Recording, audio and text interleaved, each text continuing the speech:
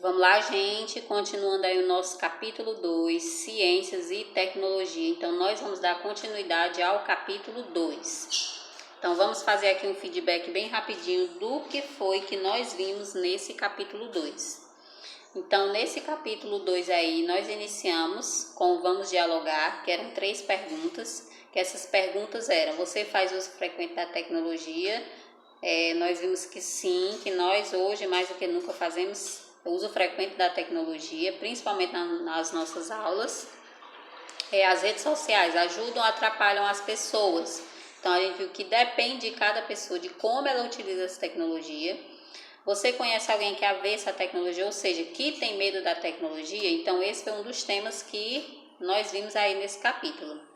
Então, quando se refere a medo, nós vimos o quê? Que há vários tipos de medo. Há o medo do escuro, há o medo de altura, há o medo de ficar em lugares fechados. Então, há vários tipos de medo. E um desses tipos de medo, uma dessas fobias, é o quê? É a tecnofobia, que são pessoas que têm medo da tecnologia moderna.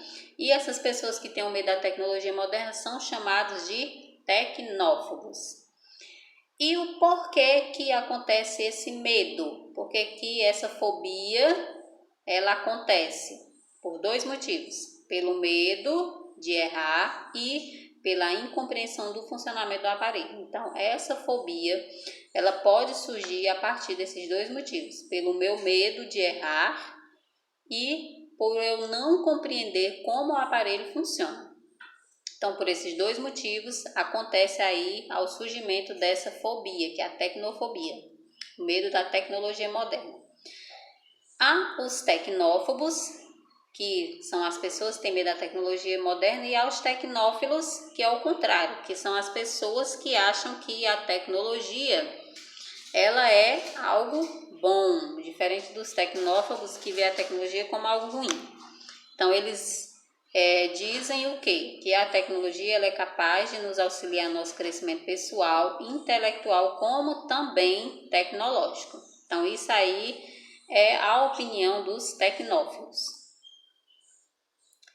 Vimos também outro tema aí no nosso capítulo 2, que veio como pergunta: a tecnologia aproxima ou afasta as pessoas?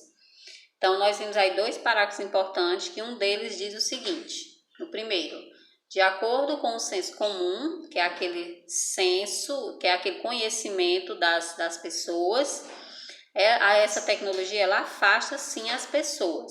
Porém, isso não pode ser totalmente verdade, desde que a tecnologia ela seja bem usada. Então, de acordo com a opinião das pessoas, a tecnologia ela afasta, mas de uma forma de que ela seja usada de forma adequada. Lá no nosso 3º parágrafo, nós vimos também alguma coisa importante aí que diz o seguinte: a internet também pode ajudar as pessoas tímidas a romper barreiras psicológicas, pelo menos virtualmente, né? Por quê? Porque elas conversam com outras pessoas, fazem amizades com outras pessoas. Vimos também aí outra pergunta que diz o seguinte: a tecnologia hoje aproxima as pessoas ao mesmo tempo que as distanciam, facilita a globalização, mas promove o isolamento. O que fazer diante dessa situação em que a tecnologia ela aproxima as pessoas, mas ao mesmo tempo distancia, facilita a globalização, mas ao mesmo tempo promove o isolamento? O que fazer?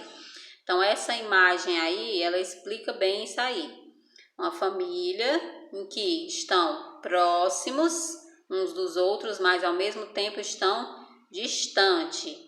Facilita a globalização porque cada um está tendo a informação que deseja receber, que deseja saber, mas que ao mesmo tempo promove o isolamento porque cada um no seu aparelho tecnológico fazendo a sua pesquisa. O que fazer diante dessa situação? Então pensem aí. Vimos também lá na página 32 outro tema que vem trazendo o capítulo 2, Ciência e Tecnologia, que é o uso de robôs.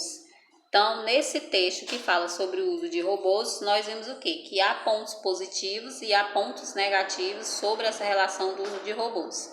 Nós vimos como ponto positivo no uso de robôs, nós vimos como por exemplo no setor médico, em que os robôs eles podem auxiliar os médicos nas cirurgias. E vimos o ponto negativo com relação de que os robôs, a tecnologia está tomando o lugar das pessoas nos setores de trabalho. E agora, continuando aí o nosso capítulo 2, nós vamos agora lá para a página 34, que vem falando sobre cuidados com os jogos eletrônicos, né? Não tem como falar de ciência e tecnologia e não falar de jogos eletrônicos. Então, vejam aí que aí tem as partes principais lá da página 34 e que vocês vão grifar. Então, na página 34 vem o primeiro ponto aí que diz o seguinte, que é logo no primeiro parágrafo. Jogos eletrônicos já foram acusados de causar problemas como a obesidade, déficit de atenção, timidez e agressividade excessiva. Por que os jogos eletrônicos causam obesidade?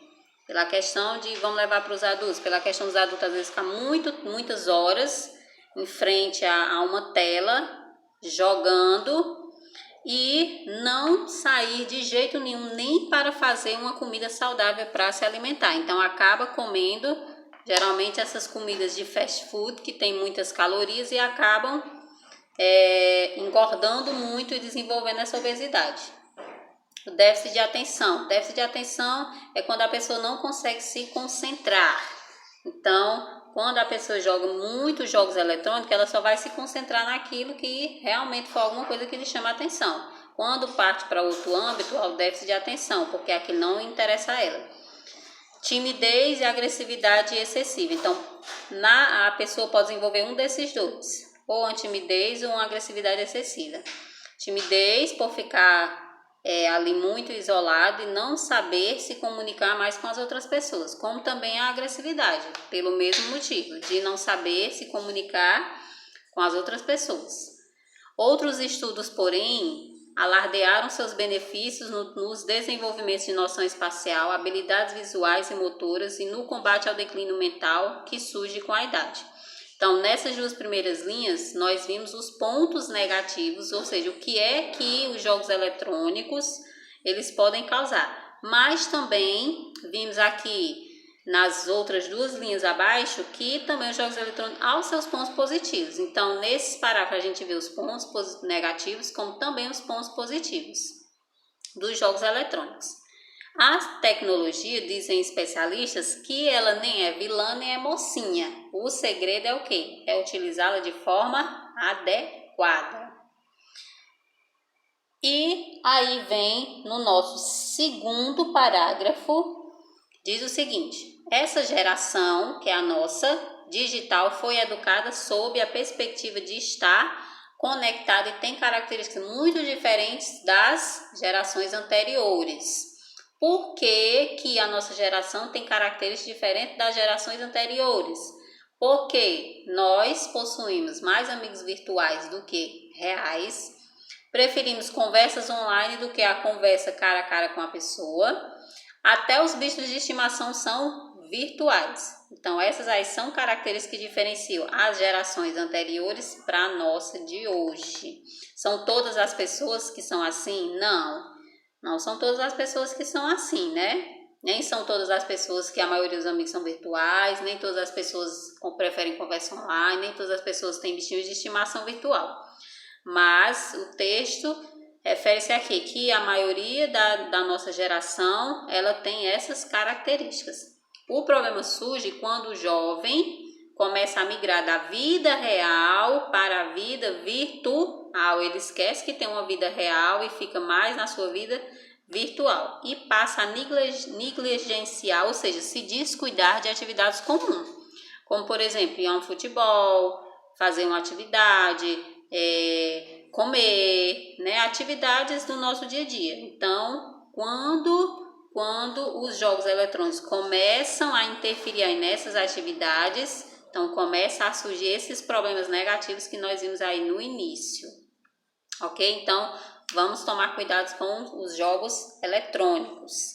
Nós não podemos deixar a tecnologia nos dominar. Então, a nossa atividade de hoje é essa daí, ó, a primeira questão, que ela diz assim, ó, discuta com seus colegas, mas não é necessário haver uma discussão, porque a pergunta que você tem que responder aí é essa da tarjeta alaranjada, que você vai responder o quê? De que forma pode-se assegurar o bem-estar no convívio entre as pessoas em meio às novidades tecnológicas? Então, como é que a gente pode fazer com que as pessoas tenham bem-estar à medida de que a tecnologia ela vai evoluindo tanto? Então, a melhor resposta seria o quê? Utilizar essas novidades tecnológicas da melhor forma possível. Responder também a segunda questão, que não precisa da ajuda do professor, que vocês vão colocar aí algumas medidas, com algumas sugestões de como é que a gente pode usar a tecnologia da melhor forma possível. Então, são algumas sugestões que vocês vão colocar aí de como nós podemos utilizar da melhor forma, ou seja, de uma forma adequada a tecnologia. E resolver também a terceira, que diz o seguinte: descreva no quadro abaixo, em forma de pode ser texto ou desenho, manias suas ou de pessoas conhecidas com o uso da tecnologia. Como, por exemplo, tá ali almoçando e assistindo no celular ou nas redes sociais. Então, aí se for todo dia, pode virar uma mania. Então, aí seria um exemplo que vocês colocaram aí na terceira. Então, essa daí é a nossa atividade de hoje, que é na página 35. Então, até a nossa próxima aula.